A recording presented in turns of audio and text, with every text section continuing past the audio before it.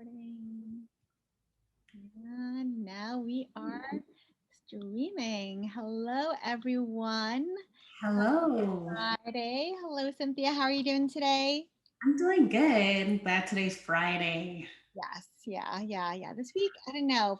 It was kind of felt like it was dragging, and then all of a sudden, was like, "Oh my gosh, it's Friday!" And then it was just like at the end. So weird. Yeah. This week kind of flew past very Mhm. quickly also.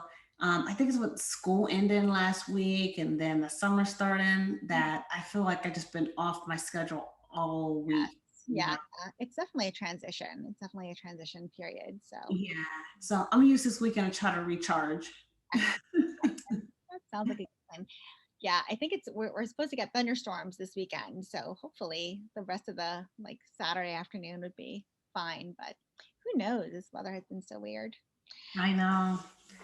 But Sunday is Father's Day, Yeah. and for our topic today, we were going to talk about our fathers, or more generally, like our first relationships with the men in our lives. Usually that man would be our father. Sometimes it's a stepdad, or sometimes it's an uncle or a grandfather. But we all have that first person of the opposite gender um, who we've been involved with for a long time, or since we were young. Um, I remember something that my I forget who told me, whether it was my mom or maybe I read it somewhere, but that for daughters, the first man they fall in love with is their father, and that really kind of struck me. Thinking about, okay, like if this man who I'm marrying is going to be the first love of my daughter's life, like what kind of man is that? What kind of um, example of, this is right the right person to spend your life with would that be? So like all those thoughts were like kind of going into my head when I had daughters. I guess the same could be true if you're having sons with their mom, right? Where the first, I know my sons love me to death. And I'm like, oh, am I being a good example for who they're going to marry in the future? And thinking even more generally about, if you have a child who is GLBTQ, like that relationship of who like their future romantic partner might be, might be more aligned with, female or male, or maybe we've been talking about like non-binary spectrum as well. So we're going to keep it to what we know today. um Yeah. yeah, and that's our relationships with our dads, and thinking about Father's Day. um our last video was about that guy who totally was giving bad advice to women about relationships. And Yeah, I'm gonna stop you right there. I don't really want to talk about him anymore. all right. The more and more I think about him, I just I there's a deep Yeah.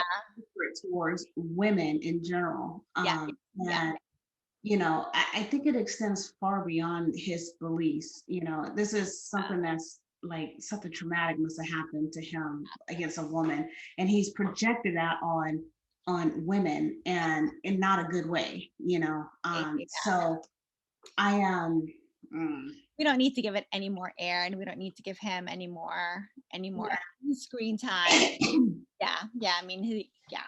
So, but anyways, so I do want to talk about something. So I have heard that before too. uh-huh. Daughters first loves are usually their fathers, Yes. and also or uncles or whoever that father figure is.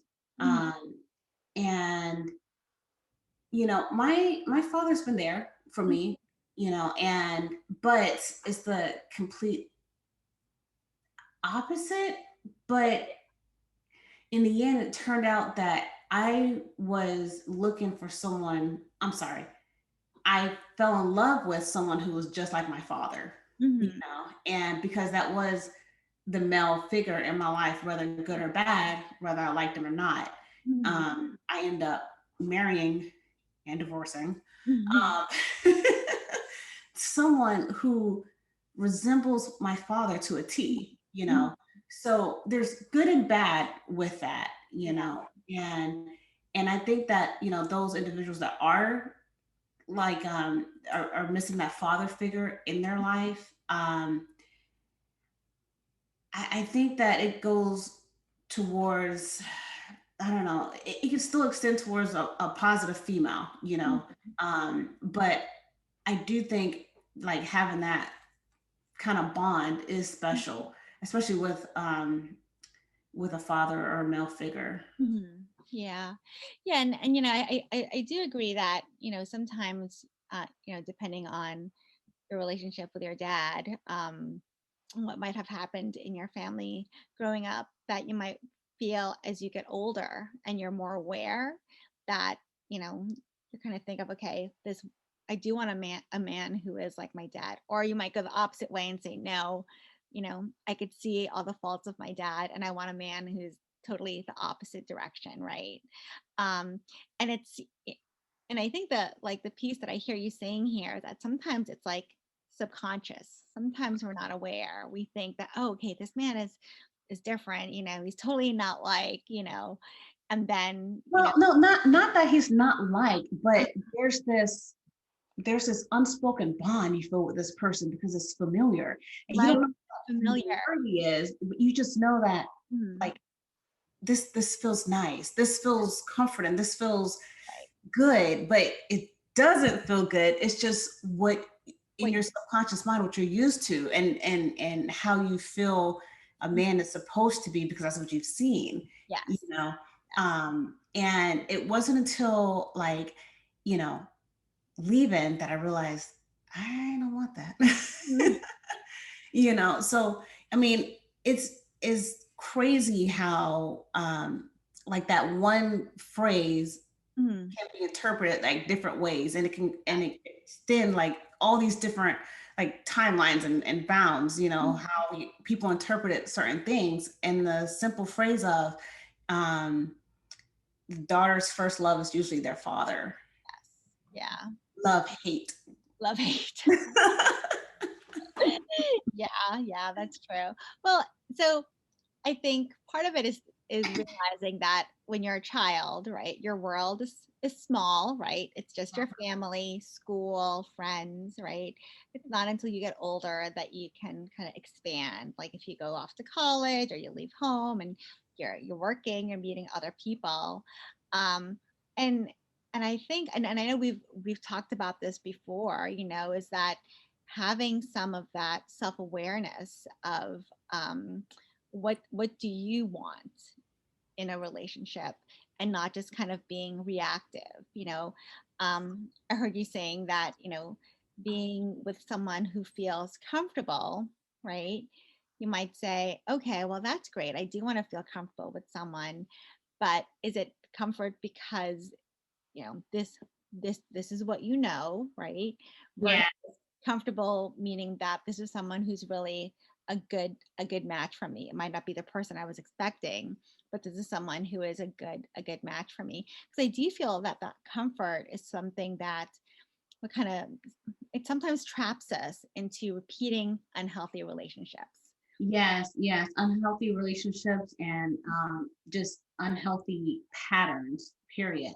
Correct. And you know, to make that distinction between what's comfortable Hmm. and what it is you actually want in a Yeah. relationship, you have to really know and understand yourself Correct. and Yeah. know what you like and what you like to do. So there was just one question. Have you ever, no, no, yeah. So have you ever seen 50 First Dates?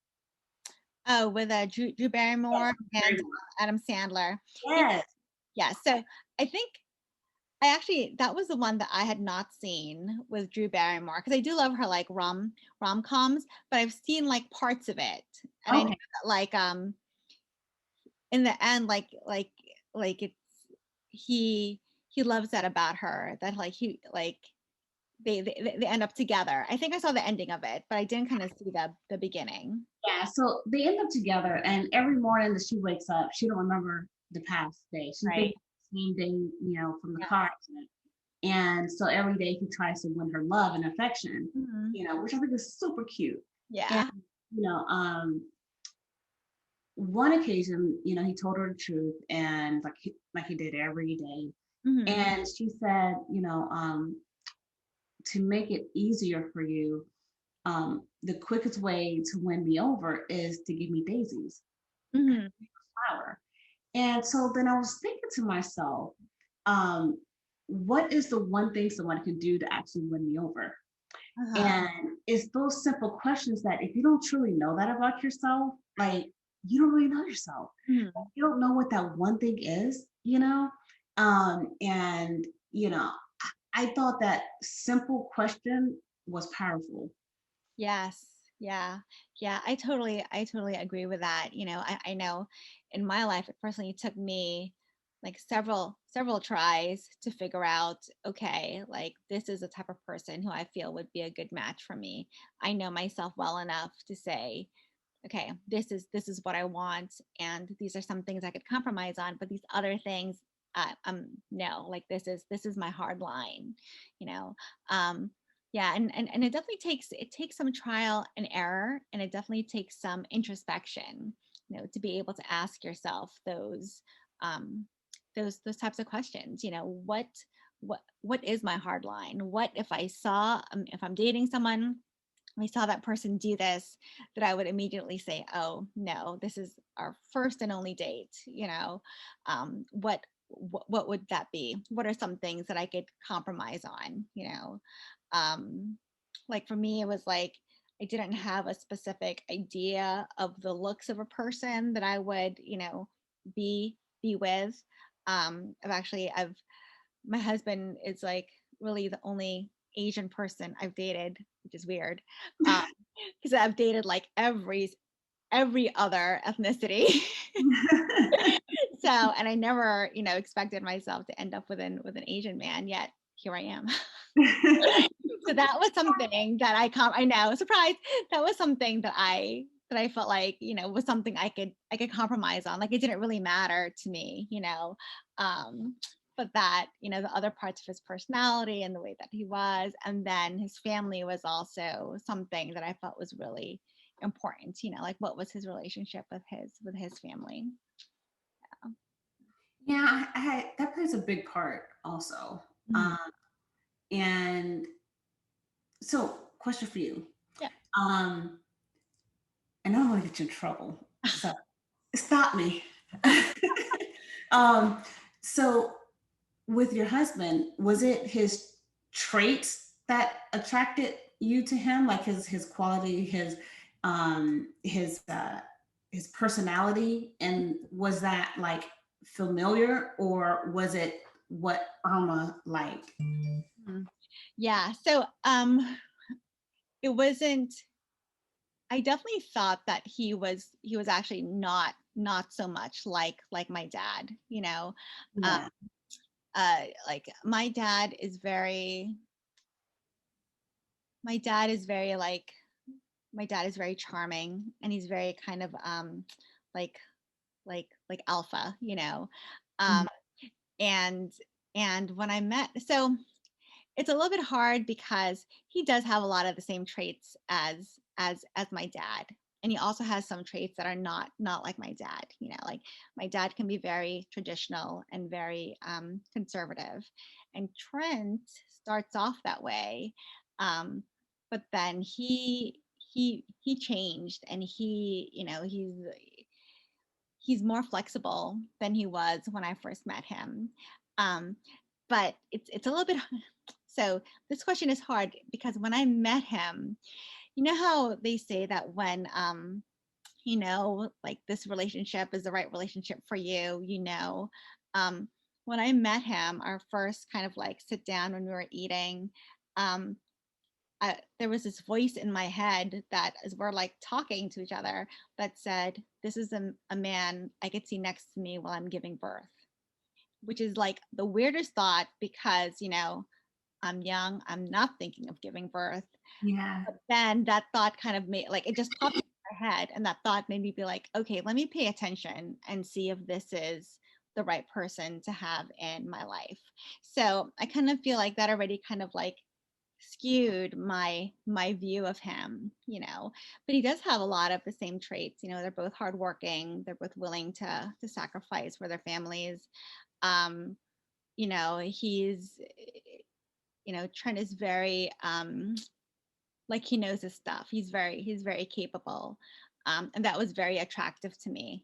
Like he's really handy around the house. He's like at his job, like he knows his stuff. And that intelligence, that intellect, um I was like, yeah, that's sexy. So, and even though, like, my dad is also really smart, but I wouldn't think he was sexy. But I know, right? Um, but in Trent, like with his, I thought that to me was really attractive. So, he has a lot of the same qualities as my dad. The qualities that are similar but less desirable. Um, he's more flexible with changing that, with changing um how he related to me, and how we were going to make our relationship work. And we did. I mean, he's so much easier to talk to, and he listens. um Yeah. which my dad can, you know he's not too much of a listener. So, um, I actually asked you a question for a reason. Okay. And so I know that the qualities and personality of my ex-husband Hmm.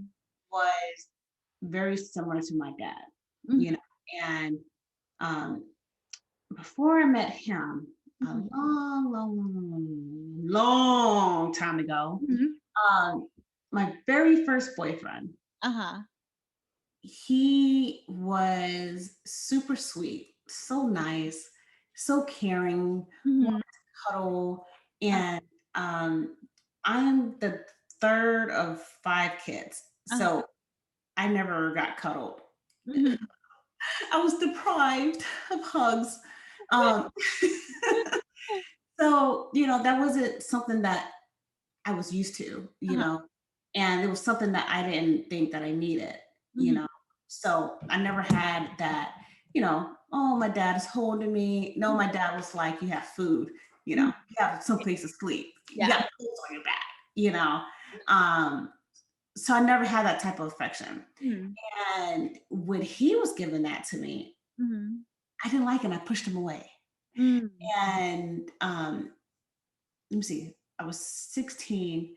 And then when I was 19, I ran into him again. And he was still that sweet guy that just wanted to give me a hug. And I felt so comfortable around him. And I'm like, this doesn't feel right. And I Mhm. pushed him away again. I ended up meeting my husband because I thought that felt right, because that felt comfortable. Mhm. That felt familiar, Mhm. the no physical touch, um, and just feeling like we're there, that we just exist together, which Mhm. is like the worst thing that a husband and wife can do. Mhm. They're not friends. They're in the same house together, maintaining a house. But other than that, there's nothing else there. It's just a legal document saying that you and that person are attached. The Yeah. worst thing ever. Mhm. Um, and but I kept, I stayed, Mhm. and I was with him for in total 14 years. Okay. This is in total. Mhm. Uh, and I was unhappy, Mhm. but it was familiar. The Mhm. house was running fine, the kids were fed, and all that stuff. Mhm. And even though he had traits of my dad, I felt like that was okay, but Mhm. it didn't feel right. And so, divorce. Mhm. I ran back into my high school sweetheart, Mhm. who is, like I said earlier, like opposite of my dad. He's still the whole affectionate, let me hold Mhm. you, and all that stuff. And I realized that was actually what I wanted, And when I start learning myself and figuring myself out, figuring out those little tiny little things that make Cynthia Cynthia, I realized that he is the man that I want in my life. Mhm. Um, and, just to be comfortable. So my daughter had a birthday party Mhm. and my dad showed up, which he Mhm. usually never shows up to anything. Mhm. But I will say this, he is really affectionate to his grandkids, which is good Uh-huh. because, they Yeah. need it. And my high school sweetheart showed up too. Mhm. And when I saw them together, Mhm. like physically together, side by side, Mhm. um, that was enough for me to realize that, you know, I don't ever want to be with anyone that's like my dad. I want someone who fits Cynthia, you Mhm. know. And even though I knew that, Yeah. it wasn't until I actually saw them standing next to each other, you Mhm. know. And yeah, it's crazy, like the completely different, personalities, but Mhm. this is what I want and not this, and I do feel that it takes more for a man just to, as far as when they're a father, to get food and Mhm. you got a place to live and all that stuff. Like, I think that there's that love and affection that they should give to their daughters, to their sons, to make them feel loved and worthy. Because I think that's like one of those deep rooted things, Mhm. Not saying that if that's already there, it Mhm. can't change. Mhm. Obviously, I've changed, but that is something that, just because a man has kids doesn't necessarily make them a father or a dad kind Right. of thing. Yeah. Yeah, I totally agree with that. Like I love just like my own I love watching all those videos of like the men doing their daughter's hair. I You know, it's so know, cute. yeah, like to me that's really great. Like when I see my husband spending that time with the kids, because I know, like, growing up my dad worked all the time, so which is, like, we were immigrants to this country, so that's what he did to keep the family running, and I know he would rather probably not have been at work all the time, but that was definitely something missed, was that time with him. And so now that having a partner who is able to spend that time with our kids, is definitely something that's great. But you know, it sounds like though that was a really big aha moment for you, like It is seeing like them see together. them side by side, Yeah. and I don't want to seem like I'm like bashing my ex-husband because Mhm. I do think he's a good father to our kids, and he does give them affection and love and all that stuff, Mhm. which is perfect for them because they love him. They love cuddling his arms and he holds them, and that's the memory I want them to have. That's what I want my daughter to have. She loves her father, and I love seeing it, and there's nothing in the world that I'll ever do to try to break that up, Um, but as a husband, You needed someone different. Yeah, and I think that is something that sometimes we have to accept, right? yes, Like, sometimes people are are great fathers, but might not be great husbands. yeah, And sometimes it's the opposite. And someone could be a really great husband, a great partner in life, but as a dad, they could be really lacking, or they might not, be interested. And that's something I feel like, I don't know if men have that same kind of introspection about themselves, saying, okay, like this is what I like in a relationship. This is what I want in a partner. So that might be a question we need to bring you on know. the show So and like, I have something. Someone I was talking to, um, mhm, they they brought something up, right? So what they brought up was they're divorced and him and the wife, they aren't ex-wife, they're not on good terms. They're yeah at each other all the time about every little tiny little thing. mhm, And the kids suffer from that, absolutely. But so the daughter has a cell phone, Mhm, and the son has an iPad.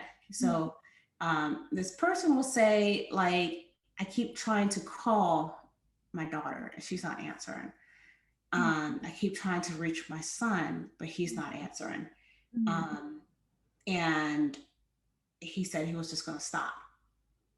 And I said, um, you know how, like in the back, I'm really big on analogies. Uh-huh. Um, I told him, you know how in basketball, like, you have to do the practice in order for you to play in the game. Mhm.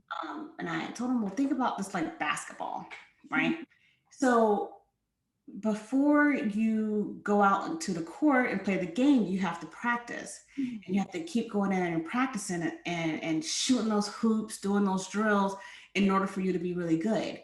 Mhm. And if you're going to the practice and the coach doesn't notice you at all and notice that you're doing a good job, Mhm. in practice and on the team, Mhm. then, but it will hurt a lot, but you still keep doing it, hoping that they'll notice you one day. But if you stop showing up to practice, they will notice that you're not there. They'll Absolutely. notice that you're not participating. Mhm. They'll notice that you're not around, and then you won't be put in the game because you don't show up to practice. And sometimes you don't even show up to the game. But Yeah. they will notice that, Right. Right. And I told him, like, with your daughter, Mhm. she's a teenager. Like, Mhm. she's not gonna answer her phone. My Right. son has a phone and he doesn't answer it. Yeah. She will look at it and see, oh, missed call, my dad, missed call, my dad. I'm not gonna talk to my dad. I'm not gonna talk to my dad. But Yeah. the moment you stop, she will notice and it will hurt her more than anything. Absolutely. And Absolutely. when he had that realization, Mhm. he realized, you're right. I'm gonna keep trying, I'm keep calling and calling so she can see that I am thinking about her, Yeah. that daddy still loves you kind of thing. And it was a real eye opener. I Yeah. mean, and it's true. And it's true. Like, Mhm.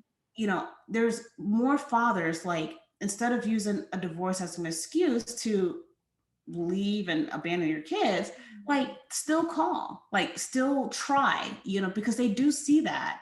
And it's like, my ex-husband, he calls all the time, Mhm. for the Yeah. kids.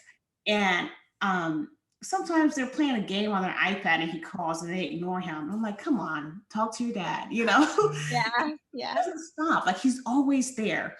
And it was one weekend that he didn't call. Mhm. And my older son is like, can you call dad and make sure he's okay? Like, Oh, there's something wrong, And I'm like, no, I'm sure he's fine. And uh-huh. so he's like, no, no, no, please just call. Like, he didn't even call us this weekend. I'm like, you always ignore his calls. And he says, yeah, but he calls. Yes. Yeah. So I went, I called. I was like, hey, are you okay? Okay. Because the kids are worried about you. You didn't call. Right. And he goes, "Oh man, I'm so sorry." So Yeah. he, Yeah. Yeah, I think you're absolutely right about that, and I think the one thing that I always go back to, right, is that with love, when you're thinking about love, whether it's a romantic love or love in a family or love of whatever it is that um it doesn't always have to be reciprocated. yeah.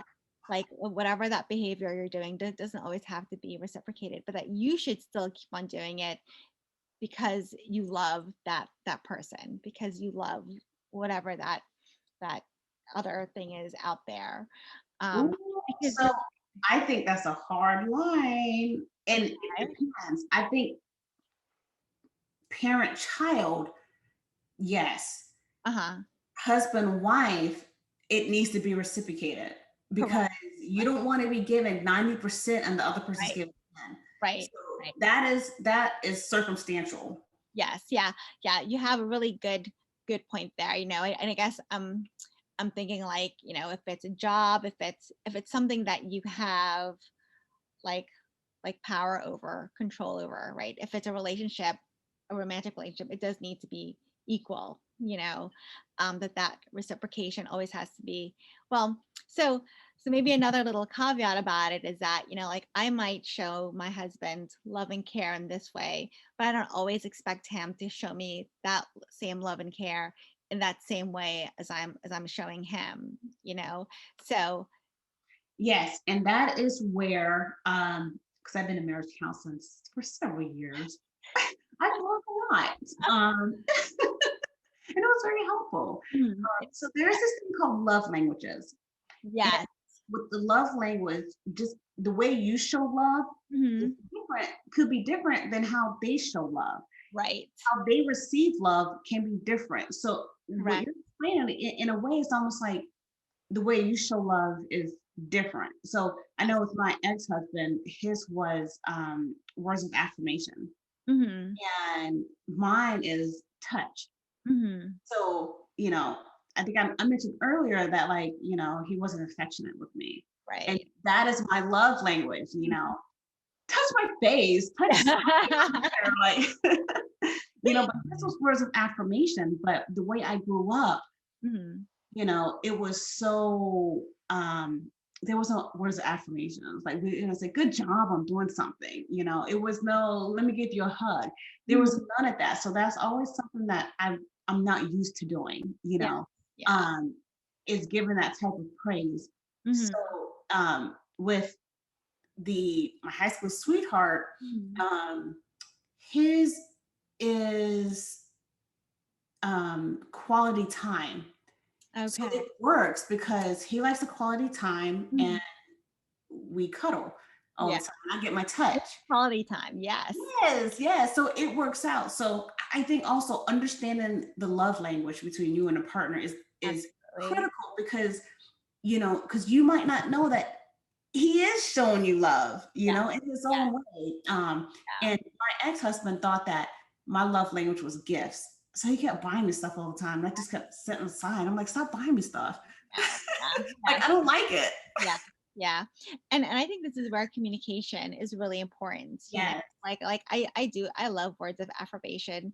And I had to actually, when we were still like newly married, so past dating but newly married, um, you know, I had to like tell him, listen, I still want you to like text me during the day and be like, how are you doing? What's going on? Like don't forget to do that because I want you to, want to know that you're kind of thinking about me, and so being able to verbalize that to him, like, this is a need I have and I would like you to fill it in this way. And he was like, okay. Like every day he's at work, he just sends me a little text and I'm like, oh, that's so sweet, but I think this goes back to what you were saying about needing to know yourself and what your love language is and being able to verbalize it to your partner. And I think in terms of a parent child relationship, I think it's also important to know what your child's love language is. you know Mhm. some kids do want, those words of affirmation. Some kids prefer touch. Some kids prefer spending that quality time. Some kids just want gifts, because Yeah. I that. know my two older kids' love language. Mhm. My younger, he's 3, so he's just, all over the place. He Yeah. just wants what they want. You Yes. know, my older son is gifts and Mhm. words of affirmation. He consistently asks me, "Are you mad at me? Are you proud of me? Are you happy?" Whenever he does something, and because I still forget to Mhm. do that because that wasn't how I was raised. So I have to actively not think it in my head, just come out and say it because that's what he needs.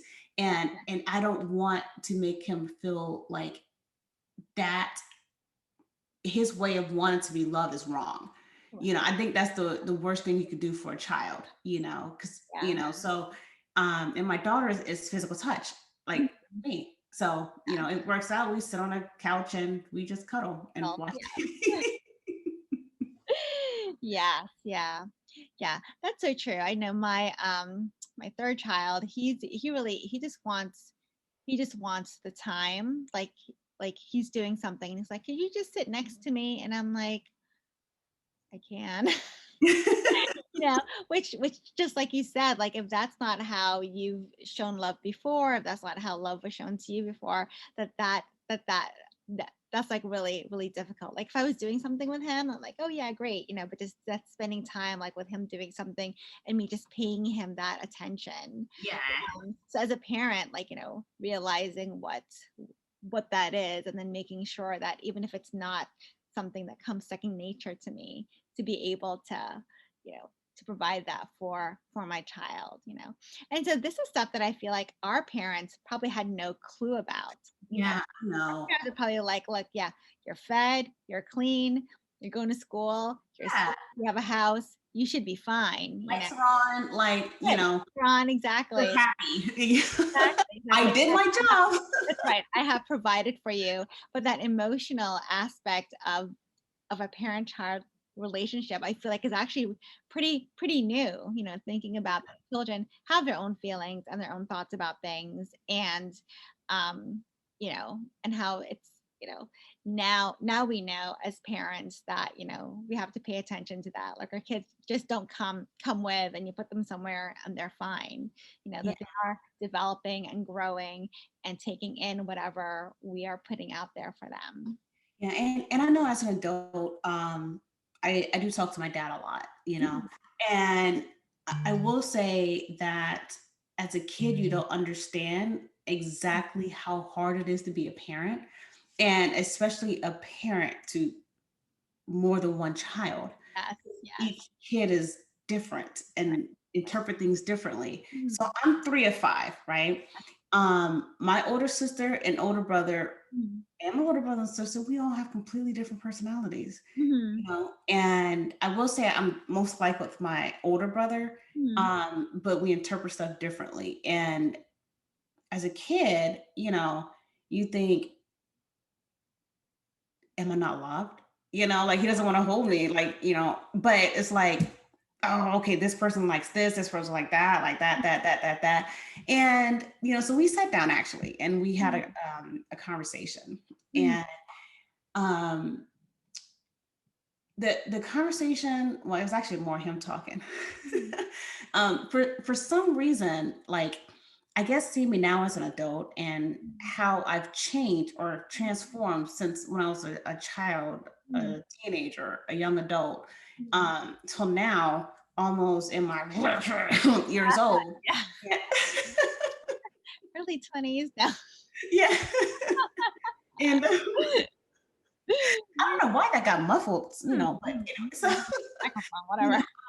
the conversation was interesting, and he was trying to apologize for how he was Mhm.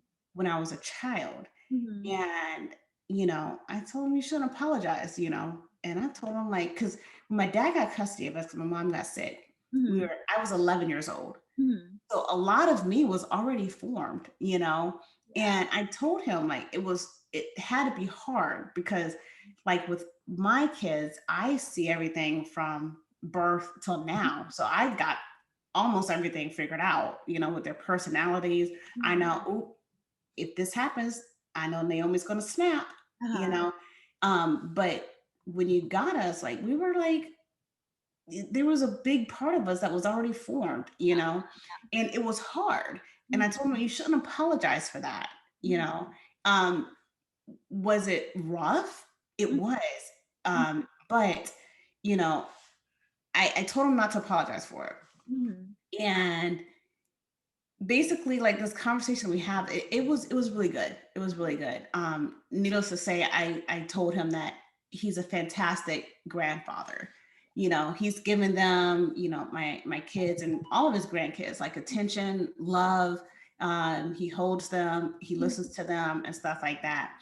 And regardless of the fact that I did not have that, Mhm. I want better for my kids. I want more from them. Yes. Um, and it was it was nice, Mhm. so, back to, like, our original topic, because Mhm. it may seem like we're going, like, all these different circles, but essentially, like, that bond that you have with that father figure, Mhm.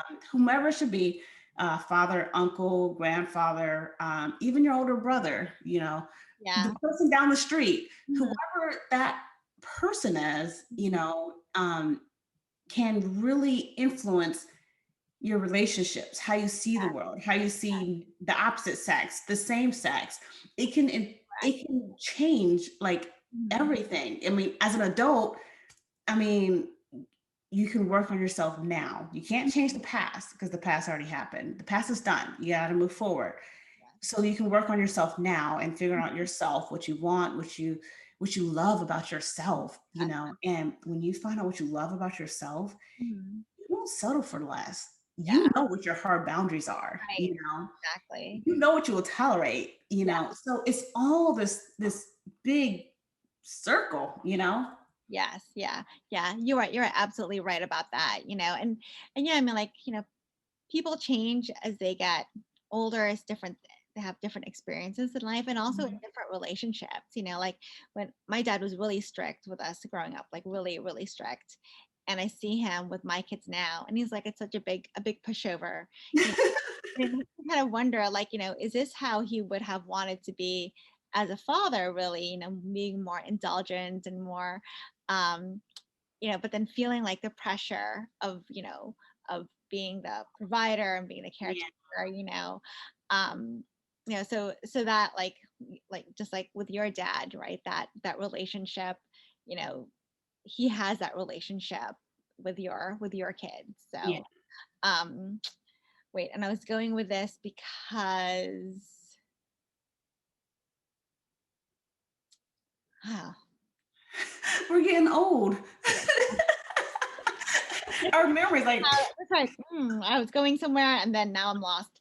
Um, but that sense of the how relationships can change, and how sometimes as an adult, or even when we're younger, if we know that we're needing something or missing something, that we can go search for it, whether that is from, like an uncle or an older brother or your pastor or, a teacher or someone who you can trust to kind of give you that guidance or, whatever you feel that you're missing in having that father figure in your life.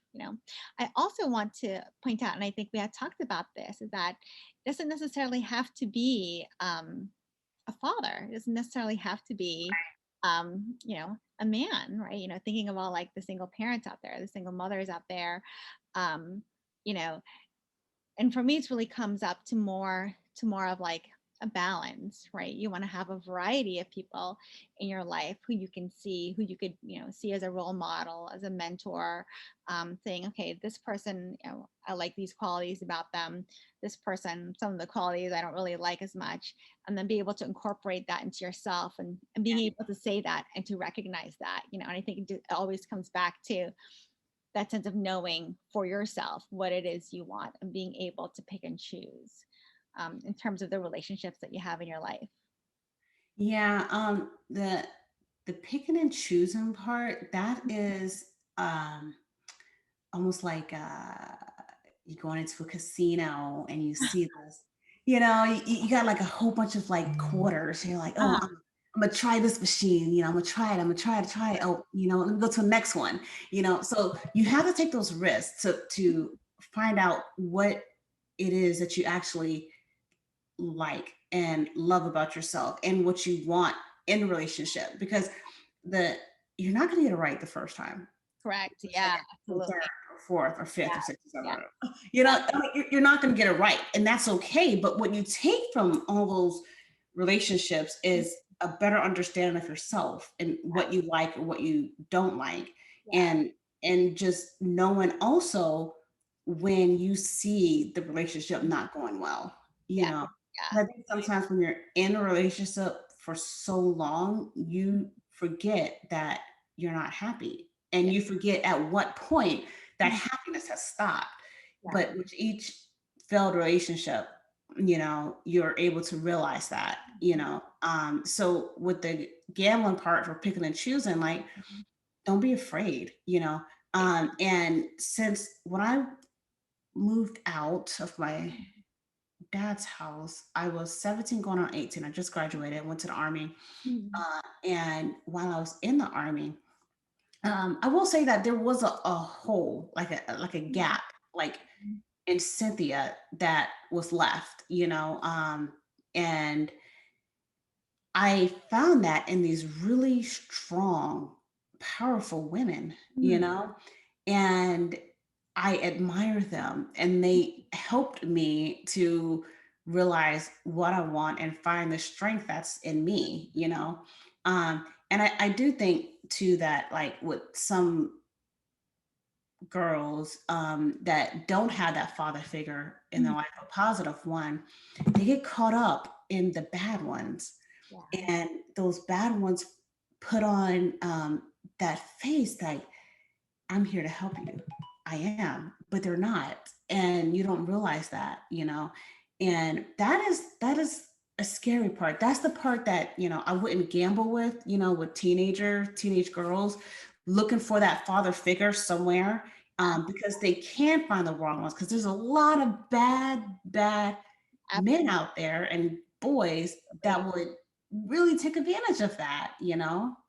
So I think at that point that this is where strong women should come in and let them know they're powerful, like that they got this. Like they don't need to feel like they should give this guy everything just because he said you're pretty. Like you need to know that you're pretty, and your self-worth. Yeah. So in the sense of knowing and having a positive male role model and father figure, you know, it's also important to realize that our daughters ourselves, we need to make sure that those men that we do bring in our lives aren't taken away from us for Yeah. their own guilty pleasures and benefits. Right. Yeah. Yeah. I think you're absolutely right about that. And I think like when I say like you can go out and find what you need to first know what it is you Yeah. want to look for, and I think exactly what you said, that knowing yourself, right? And sometimes, you know, getting to know yourself comes from other relationships, from relationships with other women, relationships with, with other people in your life, to know, okay, this is what I need, so it's like full circle. It goes back to you need to know yourself, and Mhm. how that's really essential, that you really can't have a healthy relationship if you don't know yourself, you know Yeah. Yeah. I agree. I agree 100%. And I think it's hardest in those teenage years, yeah. more so for girls, Mhm. because they're still trying to find themselves and they're still getting used to the hormones pumping through their body and all that Yeah. stuff, then becoming a woman. And you Yeah. know I, for that those precious years, it's important to mold them properly. I don't know how to say it. I know. Like, what's the word there? Yes. Yeah. Yeah. Yeah. Well, as a parent, having, seeing your child and wanting them to have the influence that is positive, that's going to lead them to the right path, that's going to, so that way they can tell the difference between, this is a good relationship, this is a bad relationship, this is someone who I want to hang out with, this is not someone who I want to hang out with. I tell my older daughter, like, I can, give her my knowledge. I can tell her about my experiences. And she could also hear it from her friends, from her aunties, from her grandmothers, and that she needs to take all of that and then decide, like, what does that mean for her, you know, but that eventually, she is going to be out there without me to protect her. And that she's going to have to know, what is going to work for her and what is not, you know um, Mhm. and that preparation, I think as a parent is something. I mean, this is part of our job, right? Is to prepare our kids, and I say this to my husband all the time when he's like behaving in a way that I'm like, why are you doing that? Like, your Mhm. kids are watching you, and think about what are they taking from this? Like, if someone else was behaving like this, would you want them to be hanging out with that person? I know we all get into that, like, we're like, and then it kind of just jolts me, and then I'm always like apologetic to my kids. I'm like, that's not really the best way to behave, don't lose your cool. You might, yes, and that is okay, but if I could do it over, I would have done this differently. Learn from my mistakes, don't do my mistakes. Yeah. um so yeah. But this has been really, really great. I feel like we can keep on talking about this, because Yeah. it's such a big deal. The sense of, how do you know yourself in order to have healthy relationships? Whether that's with a romantic partner or a parent or our children, and that's really, I mean, I think and even about thinking about a healthy relationship with our work, with our boss, with our coworkers. That's definitely something that, a life coach. So that's a whole different story. Oh my God. Relationships and work, 'cause I'm like a whole different person. Yeah, yeah. But you know what? I love that about you, because you know yourself in all the different places where you are in your life, as a parent, as a partner, as a worker, and that, I know, and that there is consistency, but that what your boundaries are, what in your work, this is what you are looking for. Yeah. I think that's so important, kind of. It really is. It it really is. And it was not an easy thing to do at all. Mhm. Um, one of my friends, I've known her for almost 20 years. Uh-huh. And we are starting a business adventure together. And so we're talking on the phone about the business, and she says, "Why are you acting like this?" I'm like what? And she goes, "This is not how you usually act." I'm like, "What are you talking about?" Mhm. And she goes, "You're so blunt and straightforward, and this, and timelines and cha cha cha cha cha cha." I'm like, "Oh, you Ah, haven't met the business Cynthia yet. that's About right. that life, okay? I get shit done, you know." Right. So, but as a friend, I'm like, "Girl, what's up?" More relaxed, much more relaxed. So, but yeah, it wasn't something that happened overnight, Um, yeah. So, but anybody can achieve that if they're willing to take the risk and changing their lives forever. Right, right. Yeah, yeah. And that's the other piece. It's like knowing when to change and what that change is that you want. So, but we could leave that for another time. Yes. All right. Well, thanks for spending this time on Friday. Yeah. I enjoy our talks. I feel like I learned so much from our discussions, and just being able to kind of um further, like, clarify my thoughts, because you catch things and I'm like, oh yeah, like you're like, there's that little piece, I'm thinking about it, and I'm like, yeah, I need to add that piece in. So I always learn something from our conversations. Same here. All right, well, I will see you again in 2 weeks. TV. Great. All right.